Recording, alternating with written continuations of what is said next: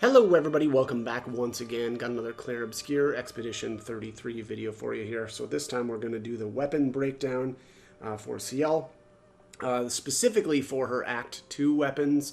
I'll be going through these in the order that they can be obtained. So let's start off with the Ramison. This one is available in the Forgotten Battlefield. Of course, that's from the Ramesur battle, or basically the first battle that you get into with a Ramesur. It says can consume one moon, I should say luck scaling. I like that. Unfortunately, though, it does have vitality scaling, which I don't like. But it says can consume one moon charge on turn start to recover 20% of each ally's health. Now, full disclosure, I do not use Sciel that much. And what little I have used of her has often been to do challenge type stuff. So a lot of actually like solo stuff with her. I think, though, if you are using Sciel as more or in more of a support role, then that can be okay, right? And especially if you're not using Lune or somebody that can actively heal. Sciel does have a Grim Harvest, which will heal, all characters. But again, getting a little bit of extra healing there, okay, nothing wrong with that, I guess. Base attack gives one moon charge there for the level 10 ability. That's kind of nice too, right? Getting an extra moon charge if you don't have enough AP, for instance, maybe to use a skill. So that can be kind of nice, right? And then level 20 moon skills give one more charge. That maybe should be obvious why that's good. More charges, is obviously going to be a good thing. So. Again, really like that level 20 ability, but honestly, not a weapon that I would use a whole lot, just because I don't really do a lot with Sciel for one thing. But I think that there are also much better weapons. So, anyways, next up is going to be the Lustison. So this is available also in the Forgotten Battlefield from the Chromatic Luster. Haven't really used this one that much. It does have agility scaling though that I like. Not as big fan, of course, of the vitality scaling. It says killing an enemy with Foretell applies its Foretell to another random enemy. Of course, in most cases you're going to be wanting to use this in random encounters as opposed to boss encounters, because often boss encounters really only have one enemy, so you wouldn't get any use out of that first ability. But apply mark on consuming Foretell.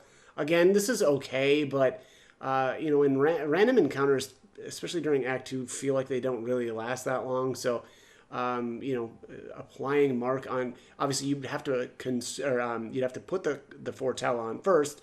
Following turn, you'd be consuming, which then potentially would be applying the mark. But as I said, most things don't live long enough, at least in my experience, during Act 2 to really make that useful at all. So.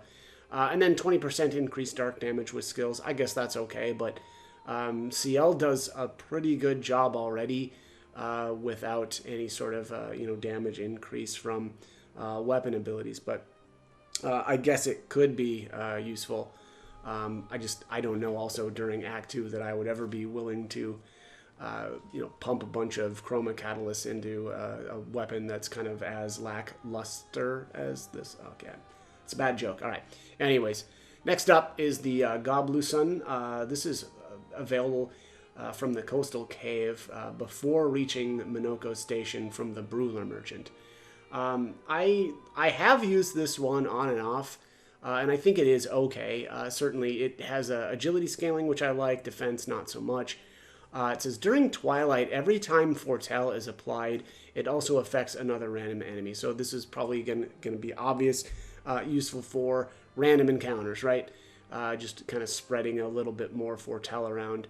But unfortunately, though, that's during Twilight, right? So you'd have to already be a couple turns in before this even, becomes kind of active. So not big on that ability, and I don't think that one's probably going to be all that useful.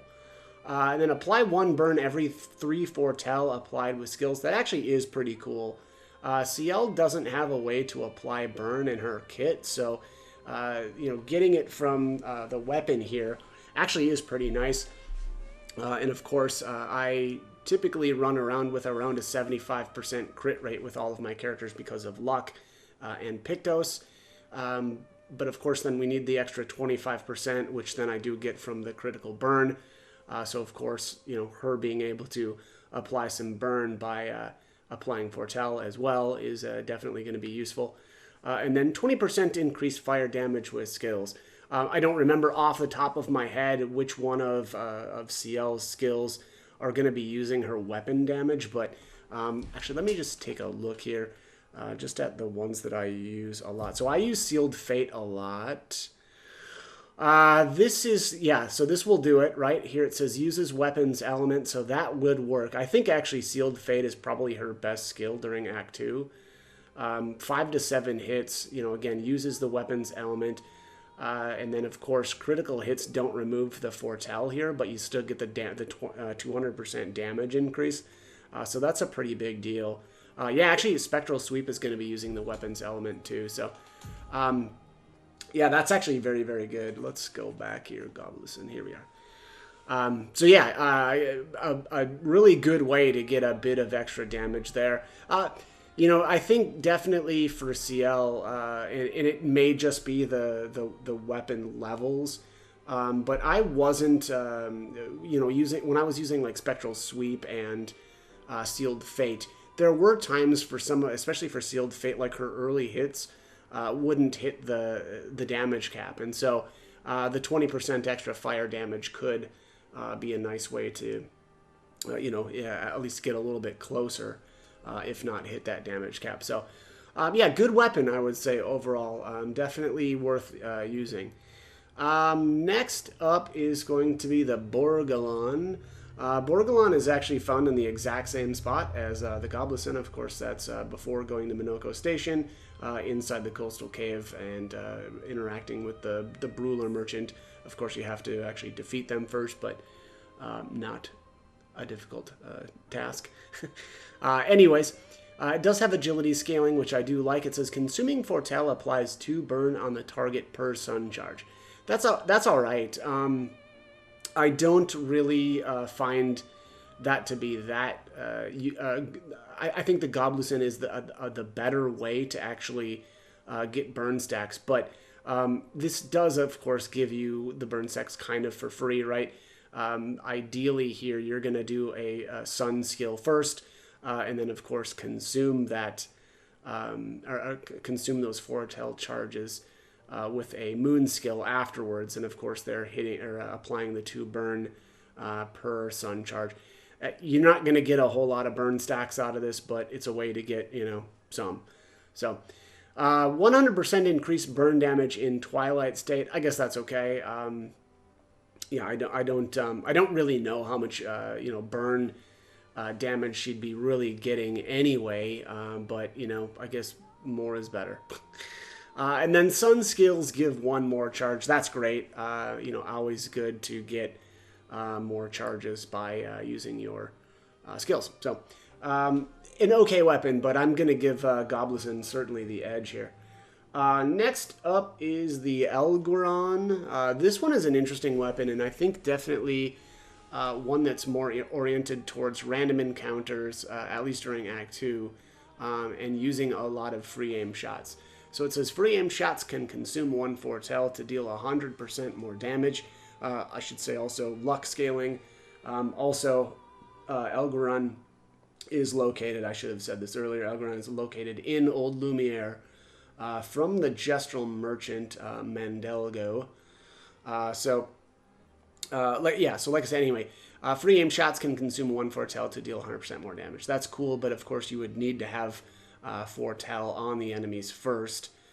So this is kind of going to be more of a second turn thing at the very least. And there it says base attack applies 3 Foretell.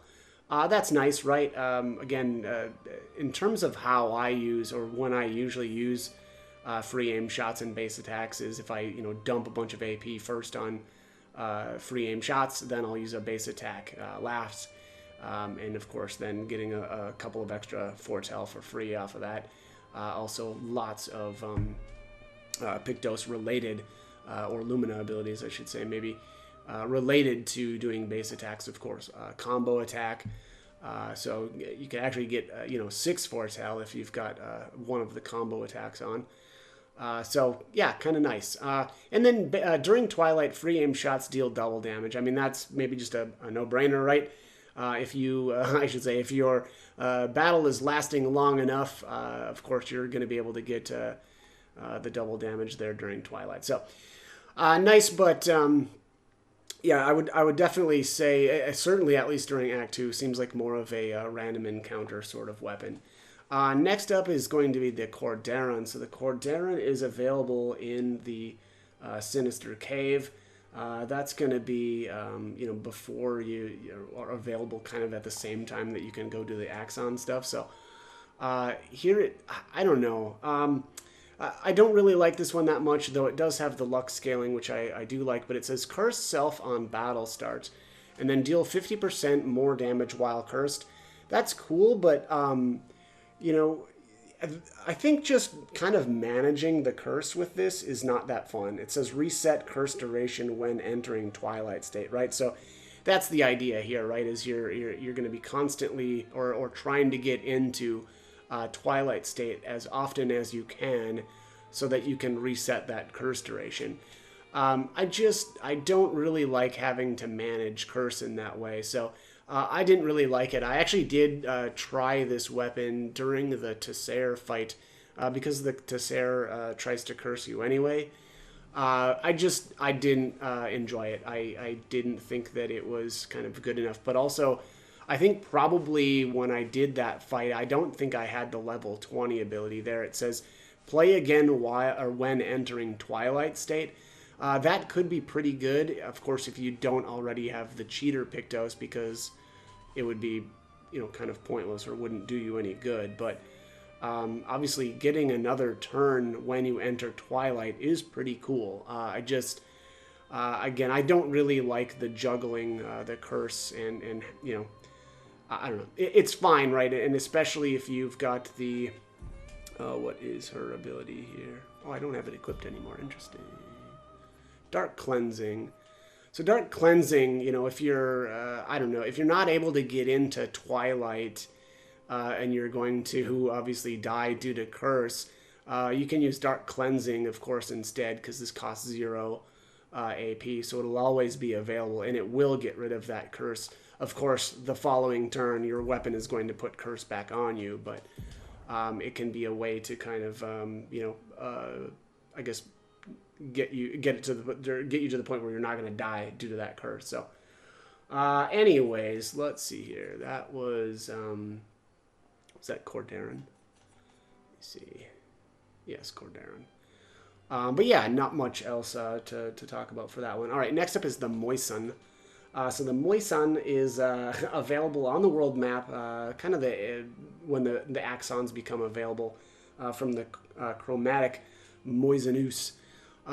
Definitely an interesting weapon. It looks really cool too. I also really like the scaling, agility and luck, right? That's kind of my favorite combo. So it does have that going for it. During Twilight, all damage dealt is converted to dark damage. I don't know. I guess that's okay, I guess. Unless you're fighting something that's going to be, absorbing dark damage or resistant to it. So 20% increased dark damage with skills, though. Obviously, that's pretty good, being that, a lot of Sciel's, skills are dark damage. So I guess she's at least got that going for it. And then I like the level 20 ability, though. That's actually very, very interesting. Apply Shell during Moon, Powerful during Sun, and Rush during Twilight. So you can really rotate those buffs, and of course later on in the game when you get the longer duration Pictos for Shell, Powerful, and Sun, that gets even better. So I would probably say that the Moison is better during Act 3, but it definitely does get some use, though, in Act 2 as well. And of course it is actually a very high level weapon. Especially for the point that you can get it. So that's kind of my 2 cents on the Moison. All right, so the next one is the Diarton. I actually think this one's a pretty good weapon. It does have the agility scaling there. at 1 AP per moon charge on turn start is pretty sweet. Especially considering the fact that you could basically spam moon skills over and over to build up moon charges. Of course, as long as you don't use a sun skill then, and because that would put you into Twilight. But you could essentially get it to the point where you could keep getting more and more AP, again, as long as you're just building those moon charges. So a very, very interesting weapon in terms of that. And then of course, you would be able to, again, as long as you're just spamming moon skills, you could use, Sealed Fate literally every turn because you'll never run out of AP. So a very, very interesting weapon. Base attack gives 1 moon charge. That's cool, right? I mean, we're already kind of the weapon is kind of based around, having more moon charges. So, of course, base attack giving 1 is going to be useful for you. Also, on top of that, of course, there are a lot of Pictos related to the base attack, so could definitely be a way to get some more use out of this weapon. There it says, during Twilight, base attack consumes all AP. Base attack applies 1 foretell and deals 50% increased damage per AP consumed. I think that's kind of neat, but I would say that's probably going to be more useful during Act 3, once the we've got Painted Power and the damage cap is removed, because I just think that if you're just trying to do damage with her, you're better off spamming Sealed Fate like every turn, because it's multi-hit. So it's cool that the level 20 ability allows you to do like 1 massive hit with your base attack, but you're going to get more damage out of Sealed Fate, like I said. So but like I said, interesting weapon. I just think it's probably going to do better for you during Act 3. Blizzon. Let's see, where is this thing available? Falling Leaves. Oh, I should say, I think I missed Direton. So Direton, I believe I forgot to say that this is actually located in Falling Leaves, and kind of at the same time that the Axons are available from the Gestural Merchant Persic. So sorry about that, but that is where it's found. Anyway, back to the Blizzon, also located in the Falling Leaves, which of course is when the Axons kind of become available from the Chromatic Ballet battle. Luck scaling there, which I do like. Unfortunately, it has the defense scaling, though, which I do not. It says, while having at least 1 active moon charge, moon skills are always critical, but damage taken is doubled. That can be good if you don't have a very good crit rate, I suppose, but I always build luck, of course, and have a bunch of Pictos related to critical hit percentage. And then on top of that, the critical burn is going to get me to 100%. So that part of it doesn't do me that much good typically, but of course, as I've said before in these videos, sometimes burn falls off. So fine, fair enough. Give me a little bit of extra crit chance. But 25% increased damage per moon charge. Again, kind of similar to the Direton in that you could, build up your moon charges and kind of just focus on using like Sealed Fate over and over if you have the AP for it. And pretty easy to hit the damage cap then because of the extra damage coming from this. And then base attack gives 1 moon charge on the bottom there. Again, very cool, but I think that this weapon is very cool because of the level 10 ability. So that said, also, of course, damage taken is doubled there from the level 4. That can be an issue if you have troubles, dodging or parrying. But an interesting weapon, certainly. Let's see, what is up next? The Minison. All right, this one's another kind of interesting weapon in that you're really going to be stuck just gaining moon charges with this. But I think that's fine, and I think that this is a very good weapon. Has the luck scaling there. It says sun skills have increased damage for each foretell on the target, but moon skills don't generate moon charges anymore. So obviously you're not going to be able to get into Twilight because of this, because of course if you're not generating moon charges, there isn't a way to get into Twilight. So I guess just keep that in mind. And then it says there, with at least one active sun charge, gain 1 additional AP per foretell consumed. Which that's fine, right? If you've got a bunch of foretell on and then you go to use, I'll just say it again, Sealed Fate, because that's my favorite moon skill. You can get a bunch of, AP. Well, although I should say, not if your crit rate's good enough, right? Because you're not actually going to consume any with Sealed Fate. Again, as long as your crit rate's high enough. So, honestly, I don't think that weapon ability there at level 10 is going to be that useful for me, but it is what it is. So, base attack can consume 1 sun charge to apply 5 foretell. I don't really find that to be that useful either. I think that if you're able to kind of ramp up, and build up a bunch of sun charges here, you're probably not going to be using the base attack very much to get foretell. So, it's going to be other things like focused foretell or what is that? Spectral sweep. I really like for gaining sun charges. So, that's my take on the Minisun. All right. I should say, of course, I forgot once again, the Minisun is available in the Crows area of the game from the Chromatic Chapelier. Probably saying that wrong, of course, but that's also available kind of when the Axons become available as well. So that's the Minisun. Next up is the Sadon. I actually kind of like this one, and again, mostly because, at least in my first playthrough with Sciel, I was kind of doing a lot of training, right? So I was using her to learn the enemy parry timings. And the first ability there, it says on turn start, gain 1 shield if at least 1 sun charge is active. So basically I would just, get myself 1 sun charge early on in the battle and then just keep parrying, right? And of course getting 1 shield there at the start of every turn. So I definitely think that this is a very interesting weapon for things like that, but also just kind of can keep you healthy, right? If you're either not that good at parrying or dodging or whatever.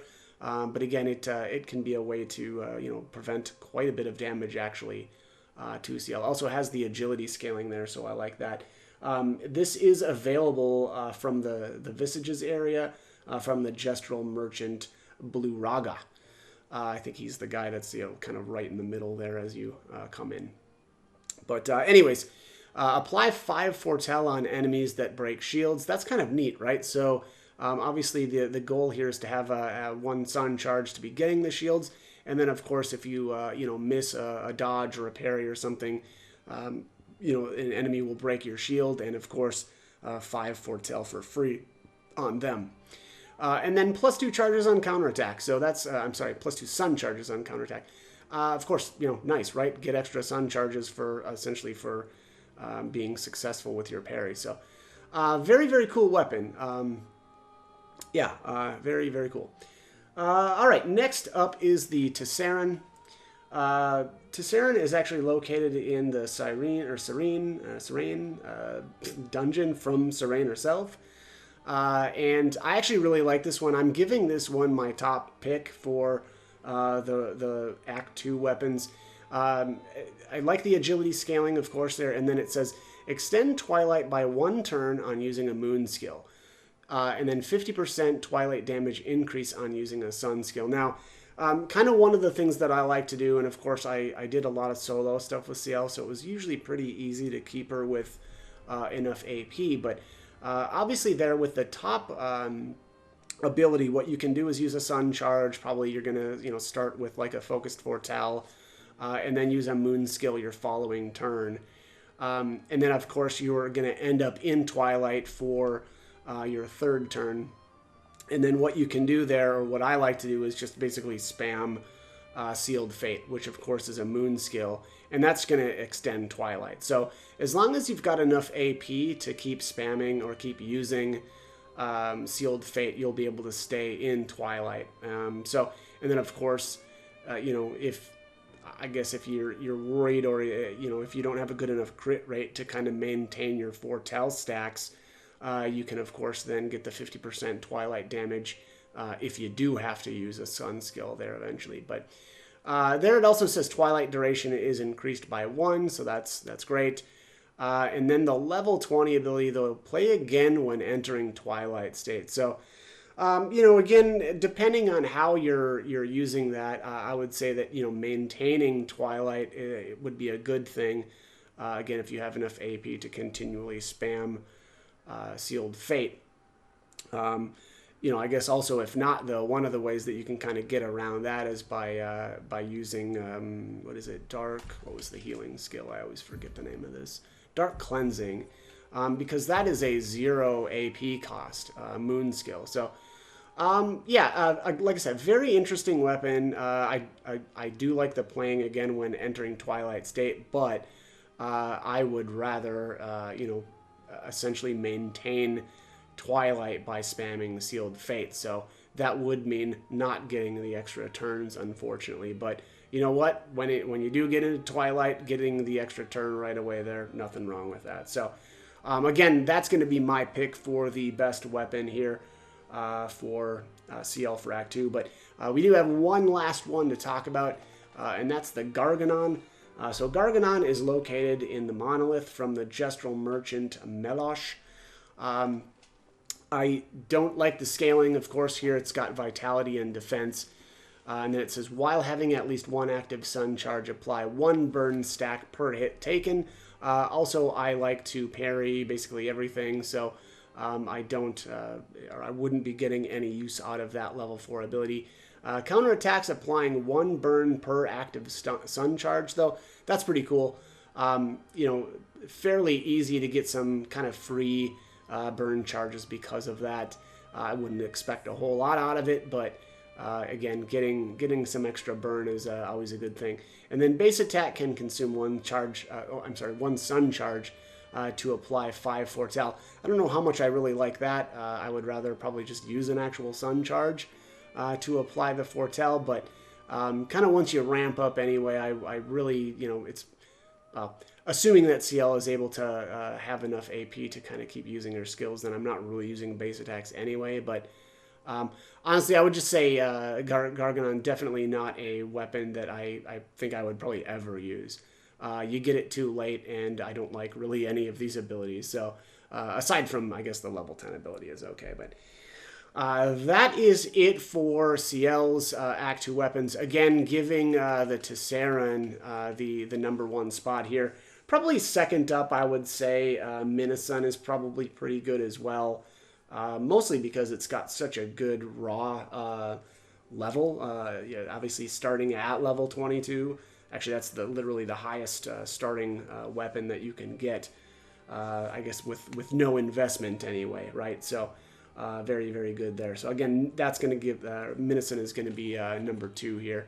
Moisen probably third, right? And again, probably mostly because of the raw power on this, starting at level 17. But anyways, that is it for this one. As always, I hope the guide was helpful, and thanks for watching.